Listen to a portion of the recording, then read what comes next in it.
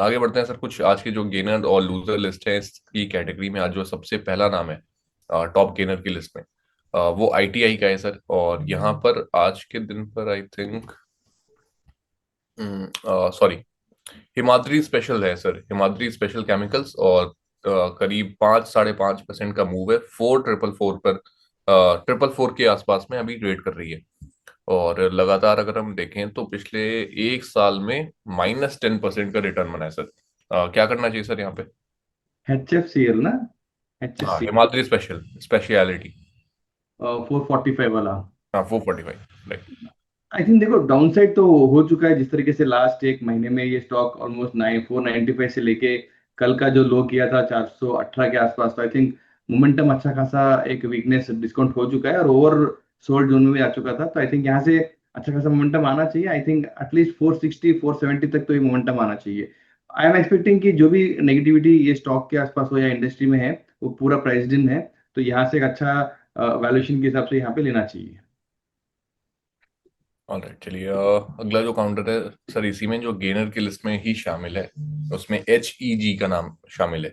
HEG में आज करीब 5.5% के आसपास का मूव है, और 525 के आसपास में अभी ट्रेड कर रहा है। और अगर हम देखें लगातार, तो पिछले 6 महीनों की अगर हम बात करें तो नेगेटिव रिटर्न्स ही बनते नजर आ रहे हैं। और लगातार एक साल में देखें सर तो भी नेगेटिव रिटर्न्स ही है।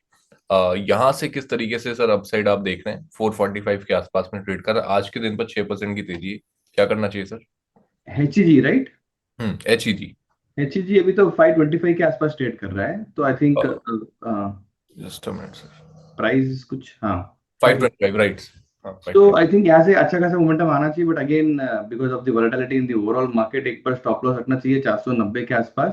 हम्म। और अगर फ्रेश पोजीशन लेते तो मुझे लगता है कि 550 560 ये मुझे लगता है ट्रेडिंग अपॉर्चुनिटी मिलेगा। ओवरऑल आई थिंक जिस तरीके से ये लास्ट 6 महीने एक साल में अंडर परफॉर्मर रहा हुआ है, एक हम्म। ट्रेडिंग अपॉर्चुनिटी मिल रही है। मतलब ओवरऑल टारगेट 575 के आसपास लग रहा है मुझे very short period of time पे। बट अगेन बिहेव लेके ट्रेडर आपको stop loss as well as target दोनों फोकस करके जाना चाहिए। जो भी फर्स्ट आया है उसको प्रॉफिट बुक या लॉस बुक करना चाहिए। चलिए। ये हो गए निफ्टी 500 के टॉप गेनर्स सर। निफ्टी 50 के टॉप गेनर्स की अगर हम बात करें, तो सबसे पहले डॉक्टर रेड्डीज का नाम है, फिर हिंडाल्को है, और फिर है सर RIL, रिलायंस और BL। सर सबसे पहले रिलायंस से ही शुरुआत करते हैं, क्योंकि एक टाइम पे जहां तक अभी हम बात कर रहे थे, पिछले एक साल पहले तक लोग कह रहे थे कि अब जो ग्रोथ आएगी वो मिड कैप में आने वाली है, स्मॉल कैप में आने वाली है। रिलायंस बहुत कंसोलिडेट करेगा, अब ये बहुत गिर रहा है, अभी यहाँ से निकल जाते हैं। पिछले एक साल भी नहीं सर, जनवरी से लेकर के अभी तक करीब 26-27% का रिटर्न रिलायंस ने बना के दे दिया। Versus mid cap small cap की हालत जो है, वो रिटर्न तो छोड़िए, जो करेक्शन है अगर वो भी कहीं ना कहीं रिकवर हो जाए तो आई थिंक कि उनका तो बहुत भला हो जाएगा। अब रिलायंस में क्या करना है चाहिए सर? आज के दिन पर भी 1-1.5% की तेजी है। कि अब दोबारा से वही लोग बात करने लगे कि हाँ ठीक है, हो गया 20-25-26% का, अब नहीं चलने वाला?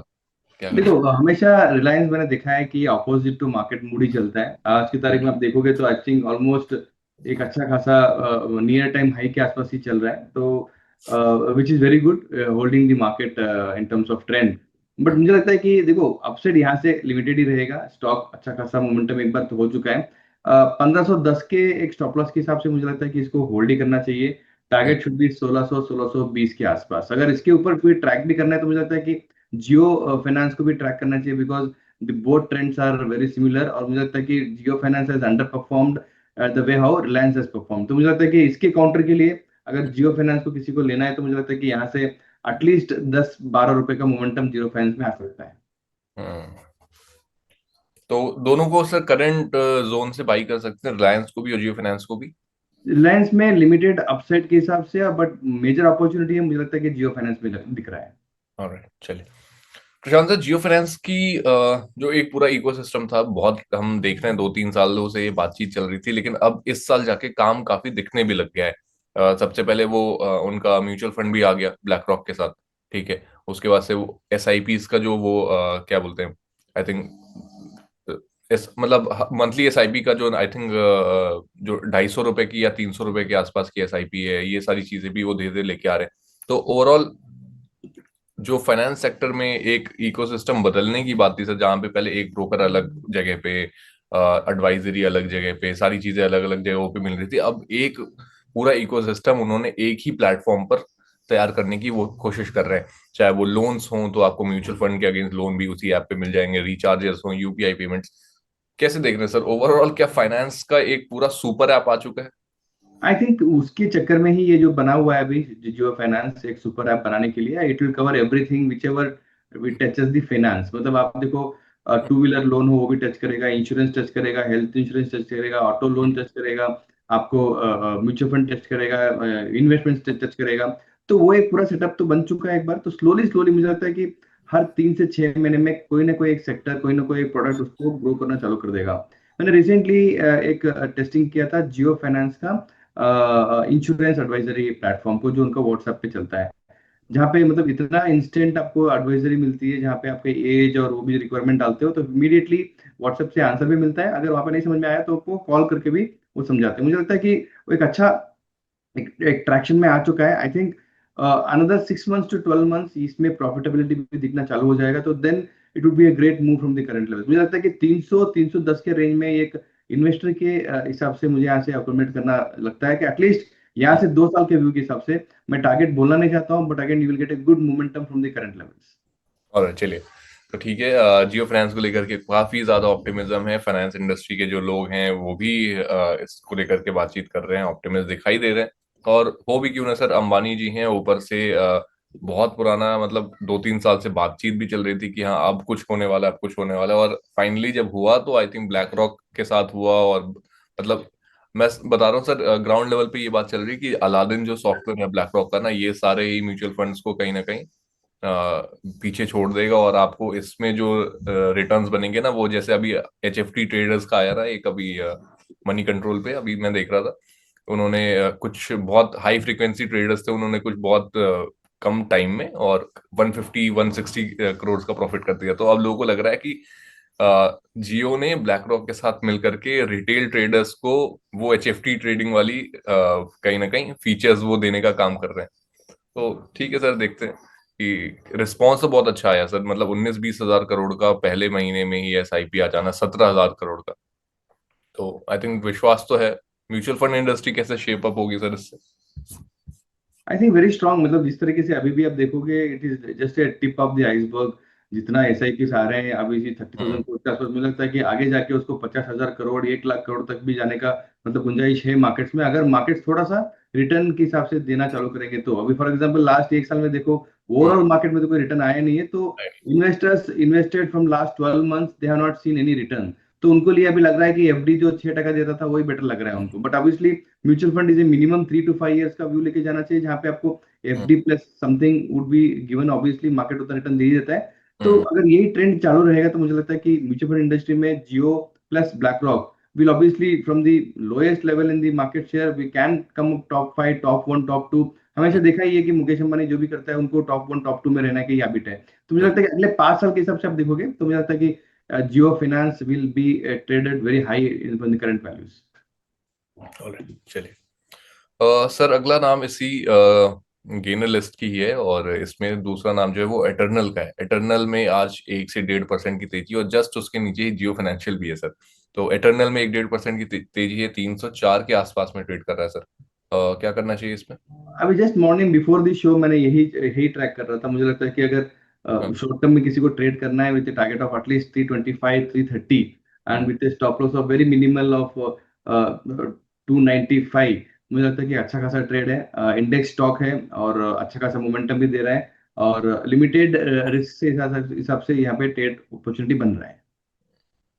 चलिए, तो ये हो गए गेनर्स की बात। अब लूजर्स कैटेगरी में चलते हैं, वहां पर भी कई सारे जो बड़े नाम हैं वो शामिल हैं। आज निफ्टी के अगर हम स्टॉक्स की बात करें, उसमें सबसे पहला नाम अडानी एंटरप्राइजेस का है। अडानी एंटरप्राइजेस में आज के दिन पर हमें हल्की गिरावट, करीब 1.5% के आसपास की गिरावट हमें यहाँ पर देखने को मिल रही है। पिछले 3 महीने में देखें तो बहुत ही कंसोलिडेशन का ही एक फेज रहा, करीब 3% के आसपास के रिटर्न्स बने। और पिछले 1 साल की भी बात करें तो सिर्फ 5% का ही रिटर्न प्रशांत सर यहाँ पे बनता हुआ नजर आया। अडानी ग्रुप में सर बहुत मेजर चेंजेस भी होते हुए दिख रहे हैं। हम अलग अलग जो उनकी कंपनी है, अडानी पावर की बात कर लें या फिर अडानी विल्मर की बात करें, कहीं ना कहीं अपने बिजनेसेस को थोड़ा सा नैरो डाउन करने की कोशिश की जा रही है यहाँ पे। अडानी एंटरप्राइजेस और ओवरऑल, क्योंकि अब अडानी ग्रुप से जो भी बीच में दिक्कतें आई, वो केसेस हुए हिंडनबर्ग का, वो सारी चीजें अब क्लियर आउट हो चुकी हैं। एक नए पर्सपेक्टिव के साथ कहीं ना कहीं आगे बढ़ रहे हैं, और लगातार जो प्रॉफिटेबल बिजनेस है उनको आगे बढ़ाने का काम किया जा रहा है, और जहां से प्रॉफिट्स नहीं बन रहे हैं उनको कहीं ना कहीं नैरो डाउन करके कट डाउन कर रहे हैं। अडानी एंटरप्राइजेस को लेकर के सर यहाँ से क्या व्यू बन रहा है, और ओवरऑल अडानी ग्रुप में क्या पसंद आ रहा है प्रशांत सर आपको अभी? देखो, अडानी ग्रुप में ओवरऑल तो मुझे दो स्टॉक ही अच्छे लगते हैं। एक तो जो अडानी एंटरप्राइज जो अभी राइट इशू का भी चालू हो चुका है आज से, और हम्म। अडानी पोर्ट, ये दोनों ऐसे कंपनीज हैं जहाँ पे आपका लॉन्ग टर्म के हिसाब से तो अच्छे खासे पैसे बनते ही हैं, बट अगेन शॉर्ट टर्म में आपको एक डिसेंट रिटर्न भी देते हैं। जो हम्म। रिस्क हैं वो ग्लोबल रिस्क है, जहाँ पे भी वो जो हिडनबर्ग का हुआ या यूएस केस के हिसाब से हुआ, वो बड़ी कंपनी होती है तो मुझे लगता है कि ऐसे कुछ केसेस तो साल भर में एक दो आते ही रहेंगे। बट अगेन मुझे लगता है कि वो एक अच्छा खासा अपॉर्चुनिटी बन जाता है इन्वेस्टर्स को, जिसने ये लेवल पे लिया नहीं। फॉर एग्जांपल अगर अदानी पोर्ट कोई भी रीजन से अगर 1200 आता है, तो it's a blind buy for every trader as well as investors. तो वो अपॉर्चुनिटीज को मिस नहीं करना चाहिए। But again being such a large conglomerate, ऐसे अप्स एंड डाउन वोलेटाइल्स होते रहते हैं। But again Adani enterprise is a no having a lot of other companies, other businesses, जहाँ पे आगे एक दो साल के अंदर उसके आईपीओ, डीमर्जर्स, ये सब चीजें आते रहेंगे। तो मुझे लगता है कि अच्छा खासा एक शेयर होल्डर वैल्यू क्रिएट होगा अदानी एंटरप्राइज के अंदर। With hmm. Respect to Adani port, again because of the cash flow business model बहुत स्ट्रांग है।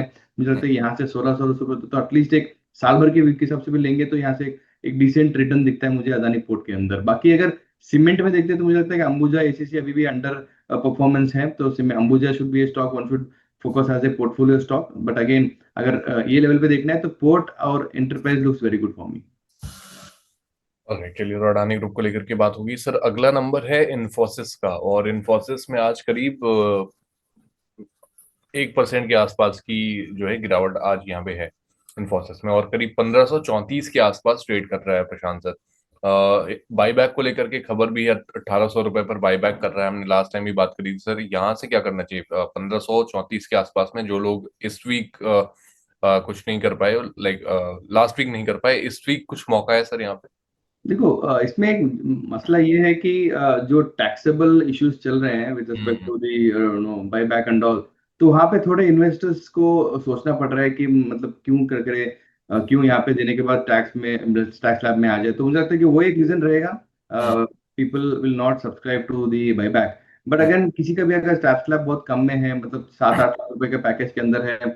और सैलरी बहुत कम है, और उनके पास अगर एक minimum investment less than 2 lakhs के वैल्यू के हिसाब से किसी के पास है, तो they are going to apply for that. I think वहां पे एक्सेप्टेंस रेशियो भी अच्छा खासा 50 60 70% तक भी जा सकता है। तो they will do it, but that will not have a big momentum in the stock.